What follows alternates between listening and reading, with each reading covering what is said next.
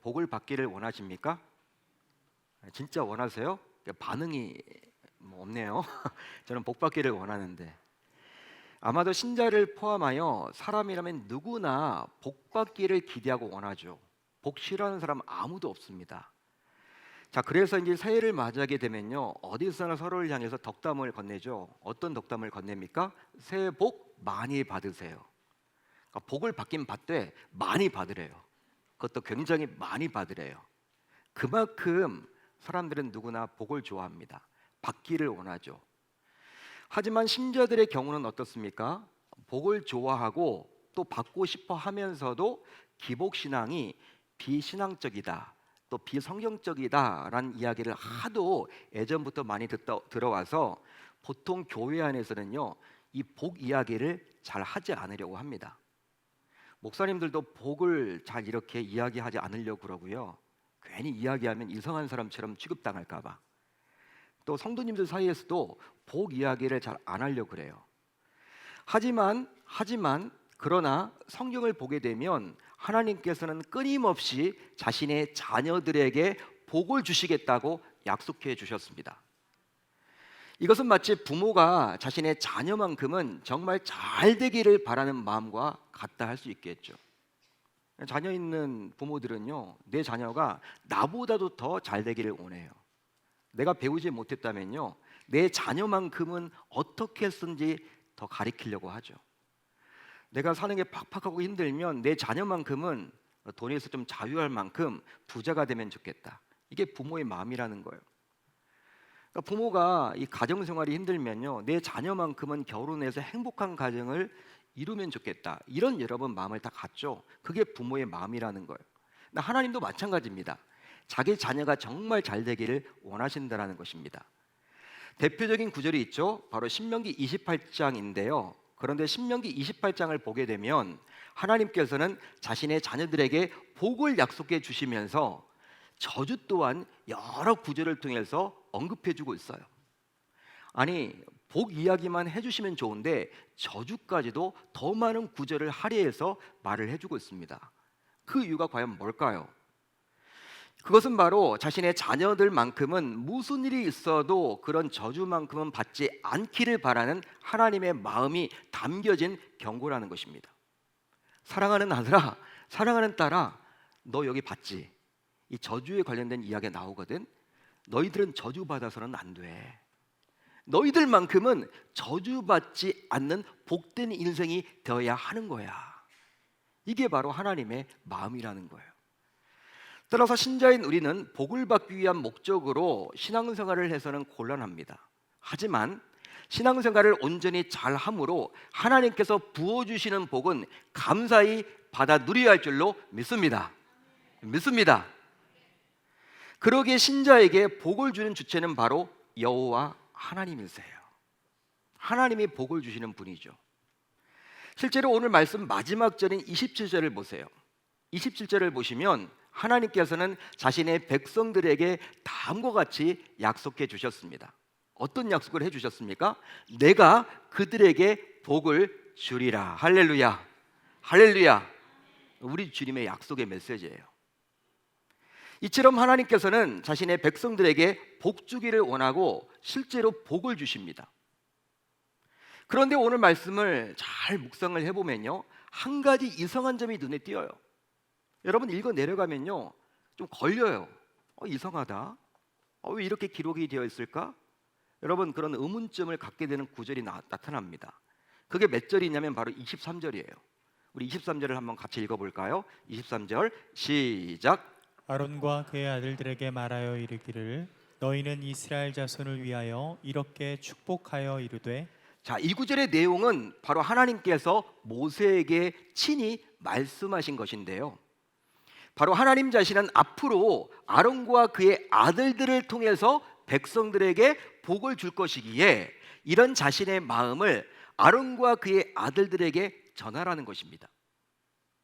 자, 그렇다면 왜 하나님께서는 아론과 그의 아들들을 통해서 복을 주시겠다고 했던 것일까요? 솔직히 지금까지 백성들은 어떻게 지냈습니까? 하나님께서 베풀어 주신 놀라운 계획과 모세의 지도력으로 여기까지 올 수 있었죠. 여기까지 올 수 있었습니다. 출애굽 이후의 과정을 보게 되면요, 하나님의 놀라운 계획과 모세의 지도력으로 왔죠. 지금 광야 생활 중입니다. 더욱이 앞으로 이들이 가는 길에 심지어 무슨 일이 일어날지 아무도 몰라요. 알 수가 없습니다. 따라서 이들에게 필요한 분은 오직 여호와 하나님 한 분뿐이에요. 맞는 말이죠, 여러분. 하나님만 계시면 되는 거죠. 하나님이 필요하죠. 그러기 지금까지 그러셨던 것처럼 앞으로도 계속 하나님께서 이들에게 직접 복을 주셔야 마땅합니다. 왜? 하나님은 복 주시는 분이니까 직접 주셔야 하는 거예요. 그런데 왜 하나님께서 느닷없이 뜬금없이 아론과 그의 아들들을 통해서 앞으로는 복을 주시겠다고 했는지 우리는 종잡을 수가 없어요. 잘 이해가 안 돼요. 왜 그러셨을까? 아니, 지금까지 직접 주시다가 왜 어느 순간부터 아론과 그의 아들들을 통해서 복을 주시겠다고 말하고 있는 것일까? 자, 그렇다면 이런 하나님의 의도를 모세를 통해서 듣게 된 이제 아론과 그의 아들들은 어떤 반응을 보였을 것 같습니까? 즉, 그들 스스로 축복을 베풀게 되었다는 사실을 알고 무슨 생각을 했겠습니까? 솔직히 그들 모두 우리가 과연 그런 자격이 있을까?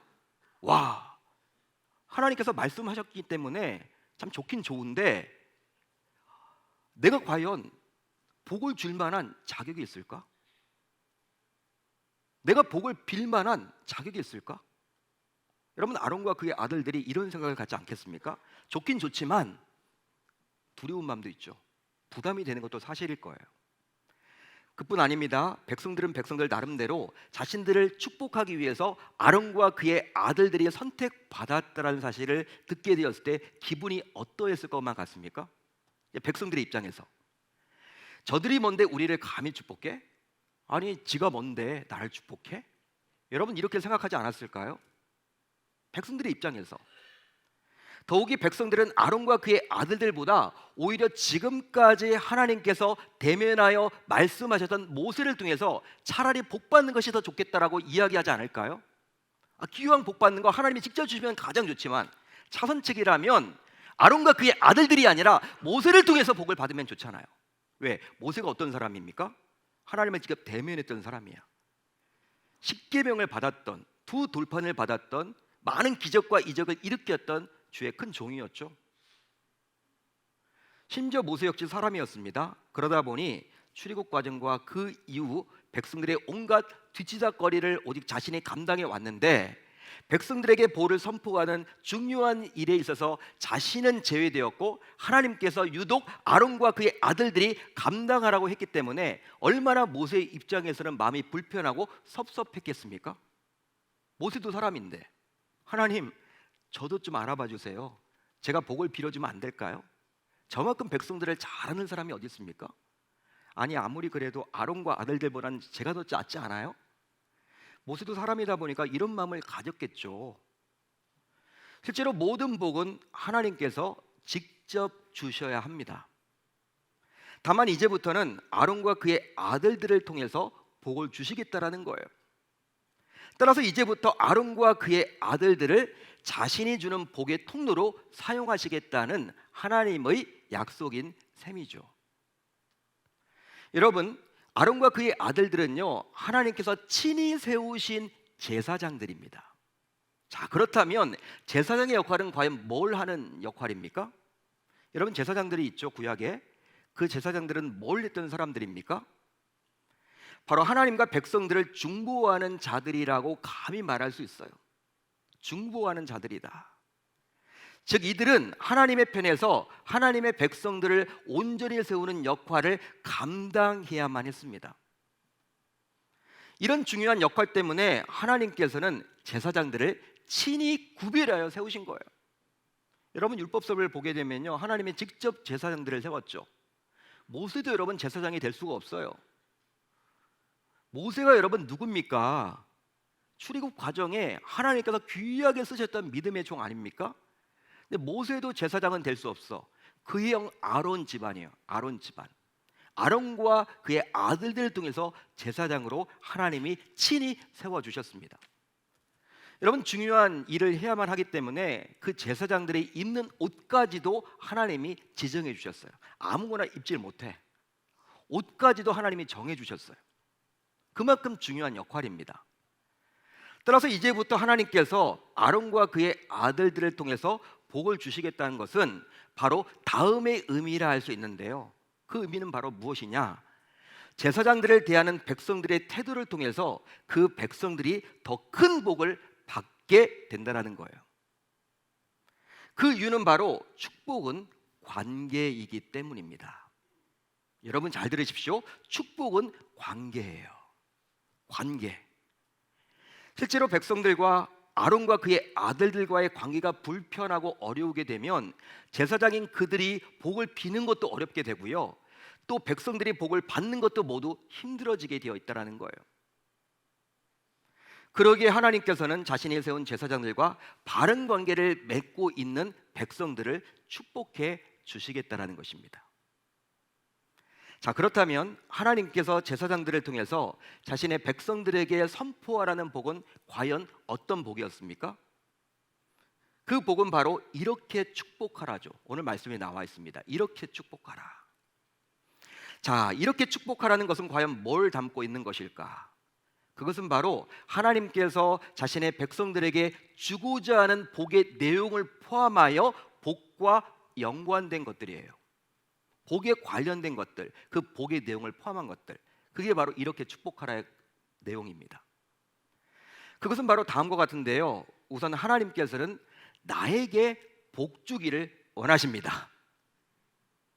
여호와는 내게 복을 주시고, 하나님께서 제사장인 아론과 그의 아들들을 통해서 자신의 백성들에게 복을 주시겠다고 약속하셨지만 하나님 자신의 복의 근원으로서 복을 주시는 주체임을 분명히 밝혀주고 있어요. 여러분, 제사장이 복을 빌어주는 거지 복의 근원과 주체는 아니라는 거예요. 그걸 명확하게 해주고 있습니다. 제사장들은 뭡니까? 복이 흘러가도록 해주는 통로라는 거예요. 복을 주는 근본, 근원은 바로 하나님 자신이라는 거예요. 지금 그 이야기를 해주고 있죠. 이 말은 바로 여호와 하나님 이외에 진정한 복을 줄 자가 이 땅에서 있다 없다? 존재하지 않는다는 거예요.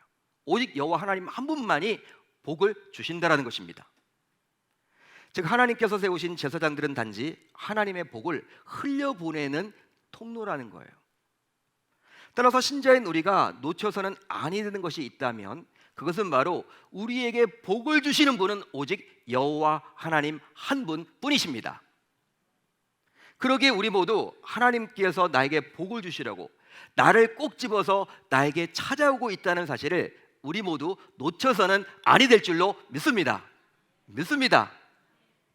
다음으로 하나님께서 주시는 복은 바로 나를 지켜주심입니다. 지켜주신다라는 거예요. 와, 얼마나 위로가 되는지 몰라요. 여호와는 너를 지키시기를 원하며. 우리가 살아가는 이 세상은 어떻습니까? 혼란스럽죠. 복잡하죠. 하루에도 수많은 사건과 사고가 일어납니다. 자, 그러다 보니까 우리 스스로 자신을 지켜내기가 참 쉽지가 않아요. 내가 여러분 지킨다 나 자신을 쉽지 않습니다. 나 혼자 잘한다고 되는 것이 아니라 얼마나 많은 사건과 사고가 일어난지 몰라요. 내가 내 자녀를 다 지킬 수 있을까요? 못 지킵니다.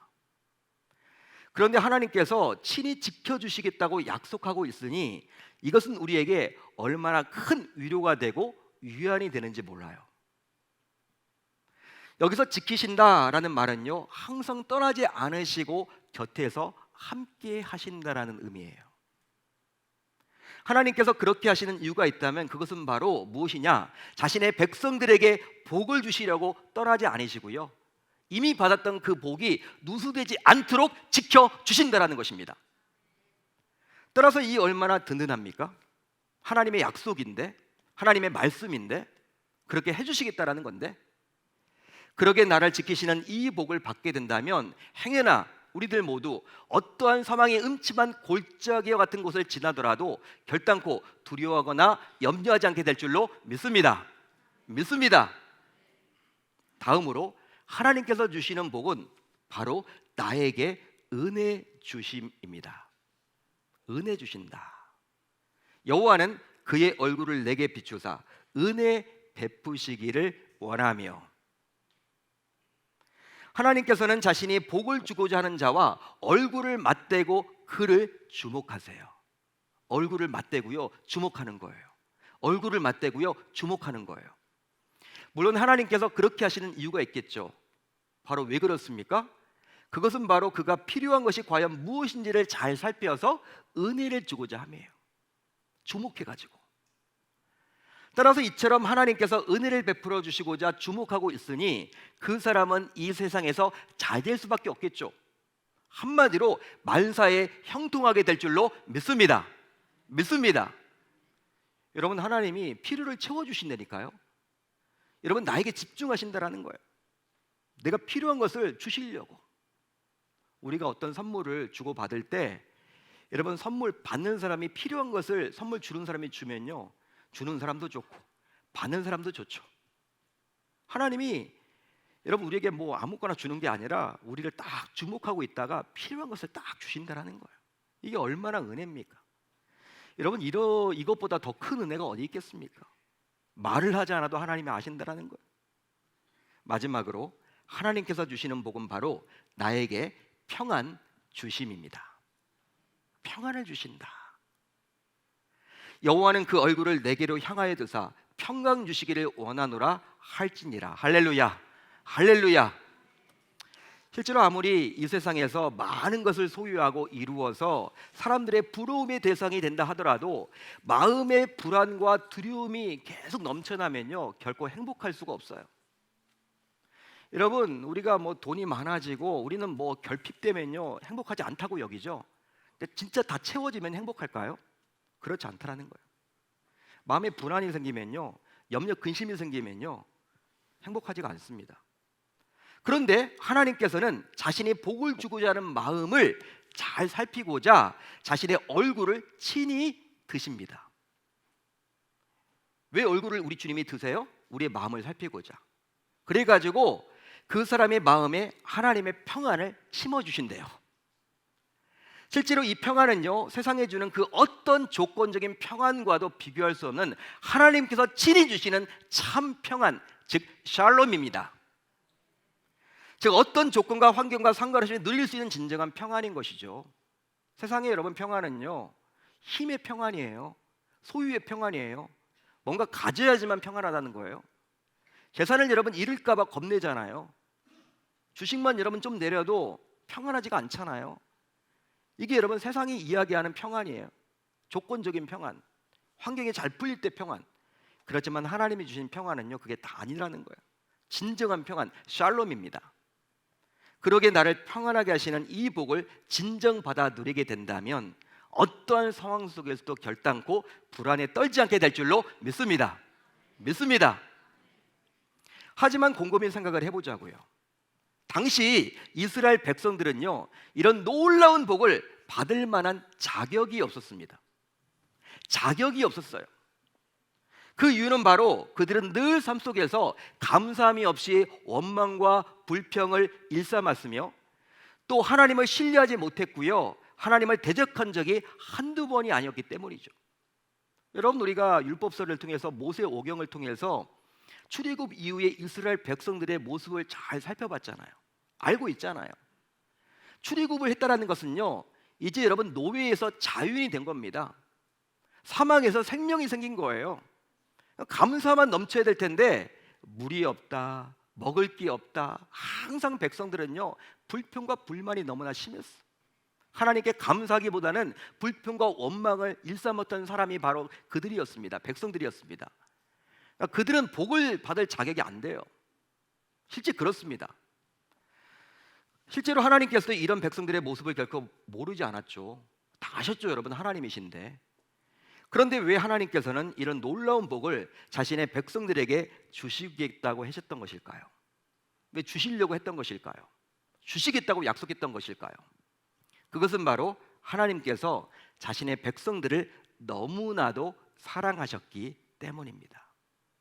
다른 것으로는 설명이 안 돼요. 그러다 보니 하나님 자신이 보기에도 자신의 백성들이 너무나 뻔뻔하고 배은망덕한 건 맞아. 그럼에도 불구하고 너무나도 사랑하다 보니 이 대단한 복을 주시겠다고 약속했던 것입니다.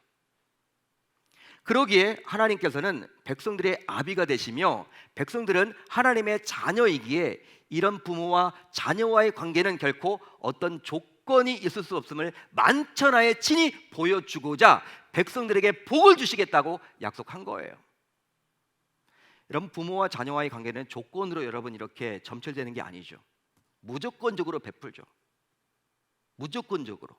그게 부모 아닙니까, 여러분? 사랑하다 보니까 자격은 갖추지 못하고 조건은 갖추지 못했지만 배은망덕하지만 나를 배신까지 했지만 나를 원망까지 했지만 불평불만이 일삼았지만 내가 그를 너무나 사랑하다 보니까 복을 주겠다고 지금 약속을 해주고 있는 거예요. 사랑하는 성도 여러분, 오늘도 하나님께서는 오직 내가 복받기를 원하십니다. 믿으시면 아멘, 동의가 되시면 아멘. 김집사 이권사가 복받는 것이 아니라 내가 복받기를 원하신다는 거예요. 실제로 하나님의 자녀의 신분으로 살면서 이 복을 받아 누리지 못한다면 이것은 얼마나 커다란 불행일까요? 하나님께서는 다른 누군가가 아니라 오직 내가 복받기를 원하시기에 오늘 짧은 구절 안에서 내게 계속 반복해서 기록해주고 있습니다. 여러분, 우리가 복받는다 그렇게 말하고 있지 않아요. 내가 복받는다. 우리가 복받는 게 아니에요, 여러분. 내가 복받는 거예요. 그만큼 내가 복을 받아야 한다라고 하나님은 이 시간 말씀해 주십니다. 자, 그렇다면 하나님께서 말씀하신 이 복을 지금 과연 나는 받아 누리고 있습니까? 여러분, 어떻습니까? 하지만 이 질문에 예라고 선뜻 답하지 못하는 이유가 있다면 왜 그렇습니까? 여러분, 하나님의 자녀여 신자인 우리 모두 이 놀라운 복을 받아야만 하겠습니다. 이 복은 바로 하나님께서 자신의 자녀인 나를 사랑하시는 증표이기 때문이죠.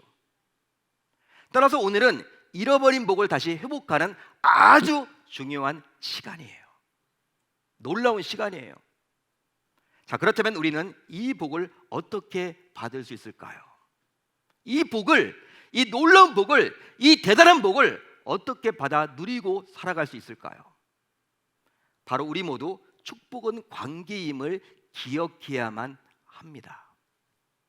축복은 관계라는 거예요. 여러분, 축복이 무엇이라고요? 관계. 따라서 하나님께서 아론과 그의 아들들에게 축복하라고 명하셨음을 우리 모두 놓치지 말아야만 합니다. 이것은 바로 백성들이 자신들을 돌보고 축복을 비는 제사장들과의 관계를 중시해야 한다는 하나님의 심정이 담겼기 때문이에요. 그런데요, 지금도 하나님께서는 자신의 자녀들에게 축복하라고 명하신 직분이 있습니다. 어떤 직분이냐? 바로 목회자들입니다. 목회자들이다. 따라서 이분들과의 관계를 소홀히 하지 마십시오. 이분들과 불편한 관계가 되어버리면 이분들이 축복을 마음껏 선포할 수가 없습니다. 그러기에 이분들이 마음껏 복을 빌도록 하십시오. 여러분, 여러분들이 모두 복을 받아야 될 대상이라는 거예요. 우리 모두 복을 받아야 될 대상입니다. 따라서 하나님께서는 여러분들을 축복하시려고 여러분들을 이 교회에 두셨습니다. 우연의 일치가 아니에요, 여러분. 여기에서 하나님의 복은 시작되고요, 또 하나님의 복은 계속 유지됩니다. 그러기에 우리 모두 하나님께서 복을 주신다라는 사실을 놓쳐서는 아니 되겠습니다. 하나님께서는 자신의 핏값으로 세우신 교회 안에 내가 머물 때, 내가 있을 때 나에게 반드시 필요한 복을 채워 주십니다. 따라서 내가 교회 안에 머물 때 하나님의 복을 받을 수 있는 거예요. 신자는요, 교회를 떠나는 순간 하나님의 복과 멀어집니다. 오늘 말씀에 나와 있잖아요. 또 목회자를 위해서 기도하고 목회자를 통하여 주실 복을 고대해야 하겠습니다. 따라서 목회자와 영적 소통이 막히면 절대로 아니 되겠죠. 그러한즉 목회자를 위한 기도는 영적 소통이 이루어지도록 만들기에 우리 모두 목회자를 위해서 반드시 기도합시다. 그리함으로 목회자를 통해서 주시는 하나님의 복을 받아 누릴 수 있어야 할 줄로 믿습니다. 믿습니다. 하지만 목회자 역시 어떻습니까? 죄성을 가진 아담의 후손이에요. 연약합니다. 부족합니다. 그래서 어떨 때는요, 목회자의 연약함을 보면서 함부로 말하거나 취급하기도 하죠. 물론 걱정이 되니까 그렇게 말하는 거겠지만은. 하지만 오늘 말씀을 잘 보시면요, 하나님께서 아론과 제사장들이라고 말씀하지 않고 아론과 그의 아들들이라고 일부러 사용하셨어요. 오늘 말씀을 잘 보세요. 그런데 하나님께서는 아들들이라고 표현했는데, 여러분, 그 아들들 가운데 아론의 여러 아들이 있지 않습니까? 그런데 그 아들들 가운데 나답과 아비후처럼 결국 하나님의 징계까지 받았던 자들도 있었습니다. 따라서 하나님의 입장에서는요, 아론과 제사장들이라고 이야기하면 더 좋을 듯 싶어요. 그런데 아들들이라고 나와 있습니다. 기록해 줍니다. 이것은 바로 무엇이냐면, 아들들이라고 하나님께서 표현하심으로 연소함과 연약함이 있을 수 있다는 것을 분명히 해주고 있는 거예요. 따라서 오히려 연약함이 보이더라도 목회자의 입에 하나님께서 부어주시는 복의 권세가 있음을 우리 모두 기억합시다. 그렇습니다. 신자인 우리 모두 하나님의 복을 받아야 인생에서 성공할 수가 있어요. 하지만 어떻습니까? 신자임에도 불구하고 여전히 우리는 내 일터에서 내 스펙과 경험과 능력으로만 복을 받으려고 하죠. 그게 바로 우리의 모습이죠. 그러나 분명한 것은요, 우리의 애씀과 수고와 노력도 필요해요. 그거 하지 말라는 게 아닙니다. 열심히 사십시오. 열심히 성실하게 정직하게 하십시오. 그렇지만 이것만으로는 한계가 분명하다는 거예요. 이것만으로는 안 된다는 거야. 내 힘으로 복을 누리며 살아갈 수가 없다는 거예요. 따라서 신자인 우리 모두 하나님의 복을 받을 수 있어야만 할 줄로 믿습니다. 그런데 이런 하나님의 복은 교회 안에서 목회자를 통해서 부어주신다는 거예요. 자, 그렇다면 여러분들은 왜 목회자가 예배의 마지막 시간인 축도 시간에 손을 들고 하시는지 아십니까? 여러분, 축도하실 때 목사님들이 이렇게 딱 손을 들잖아요. 목회자들이. 이렇게 해도 되는데 왜 이렇게 할까요? 전혀 반응이 없으세요? 그냥 하는가 보다. 생각을 안 해보셨죠? 근데 새가족들은 저기 묻더라고요. 새가족들은 물어. 초신자들은 물어. 신기하니까. 그러니까 우린 여러분 그냥 해왔던 대로 그냥 하는 거야, 계속. 여러분, 왜 목회자들이 예배 마지막 시간에 축도를 할 때 손을 들고 할까? 이렇게 해도 되는데, 이렇게 해도 되잖아. 손 아프게 여러분 이렇게 왜 해야 되는 것일까? 목회자가 손을 들고 축복하는 것은 바로 오늘 말씀에 근거하여 복을 선포하는 시간입니다. 따라서 목회자가 손을 들고 복을 비는 것은 성도 한 사람 한 사람의 머리 위에 하나님께서 친히 안수하신다는 강복의 의미가 담겨져 있는 거예요. 아주 중요합니다. 강복. 기도는요, 우리가 하나님께 올려드리는 거예요. 여러분, 그렇죠? 여러분, 기도는 우리가 하나님께 올려드리는 겁니다. 찬양도 여러분 우리가 올려드리는 겁니다. 그리고 헌금도 올려드리는 겁니다. 말씀은 선포하시죠. 또 이 축도 시간은요, 하나님의 강복이에요. 강복. 복이 임하는 거예요. 그러게 우리 모두 아멘으로 받고 복을 누릴 수 있어야만 하는 것이죠. 여러분, 보통 구약의 축도는 오늘 본문이고요, 신약의 축도는 고린도후서 13장 13절인데요. 그런데 오늘날 성도들 가운데서는 일부지만 신약의 축도만 진짜 축도라고 착각하는 분들이 있습니다. 즉, 주 예수 그리스도의 은혜와 하나님의 사랑과 성령의 교통하심이 너희 무리와 함께 있을지어다. 많이 들어보셨죠?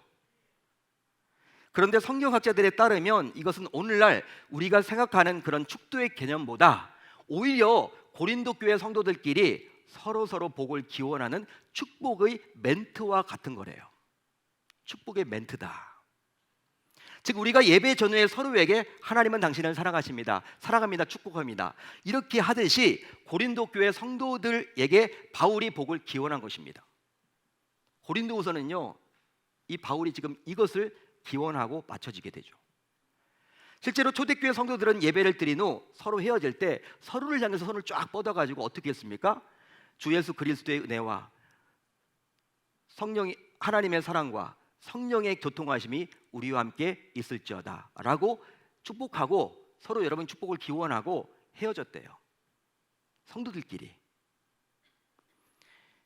따라서 어떤 의미에서 보게 되면 신약의 축도보다 구약의 축도인 오늘 본문이 훨씬 우리가 생각하는 강복, 즉 복을 내려주신다는 개념인 축도에 가까워요. 그러기에 그동안 신약의 축도를 했다면 오늘만큼은 이 구약의 축도를 선포하며 예배를 마쳐보겠습니다. 오늘 예배를 마칠 때 평상시와는 다른 축도를 하더라도 여러분들이 이제 이 설교를 소화하신 분들은 이해가 될 거예요. 바로 구약의 축도가 훨씬 더 풍성한 복이 담겨져 있기 때문이죠. 그렇습니다. 축도는 하나님으로부터 내려오는 강력한 복이 있습니다. 축도는 나에게 복을 주시려는 하나님의 강한 심정이 담겨져 있습니다. 축도는 구약에서는 제사장만이, 오늘날에는 오직 목사들만이 손을 들고 선포하게 되어 있습니다. 이것은 바로 하나님께서 한 사람 한 사람의 머리 위에 1대1로 안수한다는 의미이기 때문입니다. 축도는 목사가 비는 대로 이루어지는 강복입니다. 따라서 축도를 받으면서 예배를 마치는 것은 예배를 통하여 복을 받고 그 복을 가슴에 품고 각 가정으로 돌아가는 우리 하나님의 지엄한 명령임을 우리 모두 기억해야 할 줄로 믿습니다. 그러기 앞으로 예배 중간에 나가기보다는, 물론 여러분 뭐 급한 일 있어 나가시겠지만 되도록이면은 끝까지 예배 중간에 나가기보다는 하나님께서 말씀으로 부어주신 그 은혜를 복으로 바꾸어 주시는 강복인 축복까지 꼭 아멘으로 받으셔서 하나님께서 부어주시는 복을 받아 누려야 할 줄 우리 주님의 이름으로 축원합니다. 여러분, 실제 제가 예전에 미군 부대에서 목회를 하셨던 분 이야기를 들었어요. 미군 부대. 여러분, 미군 부대 안에도 교회가 있죠. 근데 여러분, 한국 교회랑 다른 게 뭐냐면 한국 교회는요, 설교가 좀 길어지면요 막 중간에 나가잖아요. 축도 안 받고 나가잖아요. 근데 미군 부대 교회는요, 말씀 시간엔 거의 사람이 없대요. 근데 이제 기도하고 축도를 하려고 딱 하면요 사람들이 꽉 차 있대. 미군들이 와서 복 받으려고. 여러분, 그 개념을 아는 거예요. 기독교 문화인 그들은요 이 개념을 아는 거예요. 정확하게 알고 있는 거예요. 근데 우리는 그걸 정확하게 놓치는 거죠. 우리가 하나님께서 말씀을 통해서 우리에게 은혜를 주셨다면 그 은혜가 복으로 바뀌어지는 것은요 바로 각 개개인에게 축도를 통해서 하나님께서 안수하실 때 임한다라는 사실입니다. 저와 여러분들 모두 이제는 그렇게 하겠다라고 일평생 오늘 말씀을 잊지 않고 그렇게 복을 받아 누리면서 살아가겠다라고 결단하고 다짐하는 저와 여러분들이 다 되셨으면 좋겠습니다.